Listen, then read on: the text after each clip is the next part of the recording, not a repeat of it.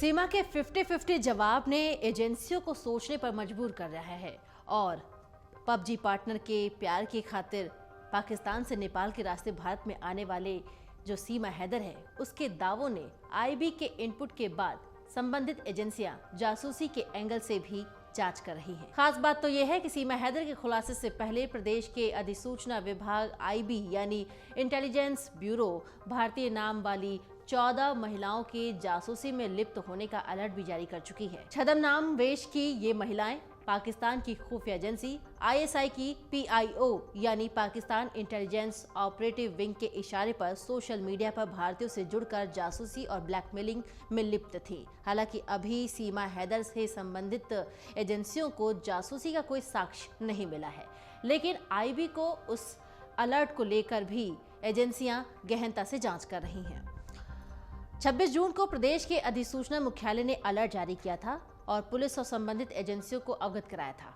IB की report में कहा गया था कि आईएसआई की नई विंग से जुड़ी 14 महिलाएं सोशल मीडिया यानी फेसबुक, व्हाट्सएप, इंस्टाग्राम, टेलीग्राम और लिंक्डइन के माध्यम से भारतीय अधिकारियों को अपने जाल में फंसा सकती हैं। आईबी ने उस दौरान कुछ सोशल मीडिया के यूआरएल, नाम आदि भी रिपोर्ट के साथ पुलिस मुख्यालयों को उपलब्ध कराए थे।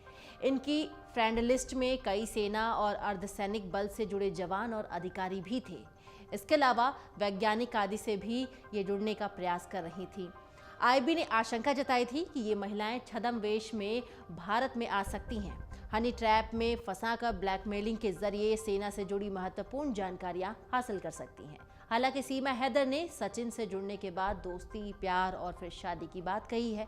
सचिन किसी विभाग आदि से जुड़ा न होकर एक साधारण परिवार से ताल्लुक रखता है। पहले सीमा के सोशल मीडिया के अकाउंट्स प्राइवेट हुआ करते थे, लेकिन सचिन से मिलने के बाद, भारत में आने के बाद उसने अपने प्राइवेट अकाउंट की सेटिंग्स बदल दी। कुछ फेसबुक अकाउंट से लाखों लोग उससे जुड़ चुके हैं और इनमें भी दिल्ली एनसीआर से जुड़े युवाओं के अलावा सेना से जुड़े लोग भी शामिल हैं। हालांकि सीमा इन फेसबुक अकाउंट्स को फेक बता रही है। आपको बता दें कि सीमा की कई बातों में कुछ ऐसी भी बातें हैं जो सरहद पार की कहानी को पुख्ता करते हैं, और वो क्या तथ्य हैं आइए जानते हैं। पहला पॉइंट तो ये है, पाकिस्तान में विवाहित महिला को दूसरी शादी की आज़ादी नहीं होती। दूसरा पॉइंट ये है कि सीमा के पूर्व पति गुलाम हैदर के 3 साल से सऊदी अरब में रहने के कारण। इस पॉइंट में बता दें कि सीमा के पूर्व पति गुलाम ने वीडियो के जरिए भी ये बता दिया है कि वो 2019 से ज़्यादा पैसे कमाने के लिए सऊदी अरब में नौकरी करने चला गया था और तब से वो सीमा से दूर है। तीसरा पॉइंट यह है कि भारत आने के बाद बलोच डाकुओं का डर न होना। दरअसल सरहद पार करके पबजी पार्टनर के प्यार में पाकिस्तान से नेपाल के रास्ते भारत आने वाली रबुपुरा में रहने वाली सीमा हैदर की प्रेम कहानी और बयानों से पाकिस्तान के बलोच डाकू जो है वो बौखला गए थे और बलोच डाकुओं ने पाकिस्तान से वीडियो वायरल करके धमकी दी थी कि सीमा हैदर को वापस पाकिस्तान भेज दिया जाए, अन्यथा वो इसका बदला पाकिस्तान में रहने वाली हिंदू युवतियों और महिलाओं से लेंगे। वो आरोपियों की धमकी सुनकर घबराई लेकिन डरने वाली नहीं, ऐसा कह के उसने बयान दिया था सीमा ने। तो इसका मतलब है कि बलोच डाकुओं से सीमा का जो डर है वो भारत आने के बाद कम हो गया है। चौथा पॉइंट ये है कि सचिन के 4 बच्चों संग सीमा को अपनाना। अब जानिए कि सीमा की कहानी पर संदेह पैदा करने वाले तथ्य कौन से हैं, क्योंकि सीमा इसी वजहों से शक के घेरे में आ रही है। पहली वजह यह है कि पाकिस्तान का सिम कार्ड और मोबाइल सुरक्षित न मिलना। सीमा पाकिस्तानी सिम को नेपाल में फेक कराई थी। उसके पास से टूटा हुआ पाकिस्तानी मोबाइल भी मिला, लेकिन जब तक उसके Pakistani SIM card, mobile, CDR, data और दस्तावेज की जांच नहीं हो जाती, तब तक उसकी कहानी पर पूरा भरोसा नहीं किया जा सकता। शक की दूसरी वजह यह है कि सीमा का 5वीं पास होने के बावजूद एकदम पढ़े लिखों की तरह व्यवहार करना। सीमा की भाषा ज्ञान ने जांच टीम को हैरान कर दिया था। सीमा खुद को सिर्फ 5वीं पास बताती है। जब उससे अंग्रेजी में टेक्स्ट पढ़ने को कहा गया तो उसने आसानी से उसे पढ़ लिया। दूसरी ओर सीमा जितनी साफ और अच्छी हिंदी बोलती है, उससे भी जांच टीम हैरान है। सीमा का कहना है कि सचिन के प्यार में उसने हिंदी सीख ली, जबकि खुद सचिन को भी ज़्यादा अच्छी और शुद्ध हिंदी नहीं आती, तो फिर सीमा को कैसे आ रही है। तीसरी शक की वजह यह है कि उसके पास से 6 पासपोर्ट और 3 आधार कार्ड बरामद होना।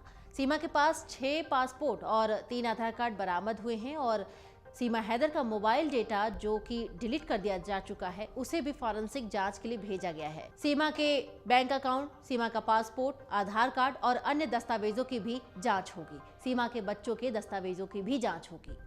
चौथी वजह शक की यह है कि हर महीने रुपए देने के बावजूद भी सीमा का पूर्व पति गुलाम को तलाक देने का दावा करना। सीमा हैदर का पति गुलाम हैदर 2019 से काम के लिए सऊदी अरब में चला गया था और वो सीमा को हर महीने करीब 70 से 80 हजार पाकिस्तानी रुपए खर्च करने के लिए भेजता था।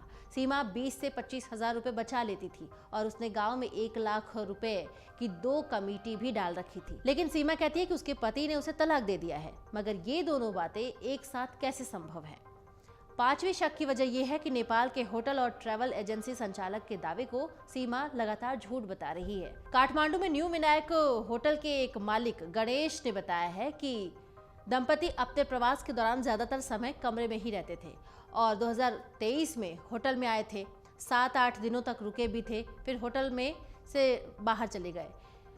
होटल मालिक के अनुसार जोड़े ने फर्जी नाम से होटल में रजिस्ट्रेशन कराया था और पूरे समय उनके कमरे में ही रुके हुए थे। साथ ही एक रिपोर्ट के अनुसार भारत में प्रवेश करने के लिए सीमा ने जब नेपाल के पोखरा से बस पकड़ी थी तो उसने अपना नाम प्रीति बताया था।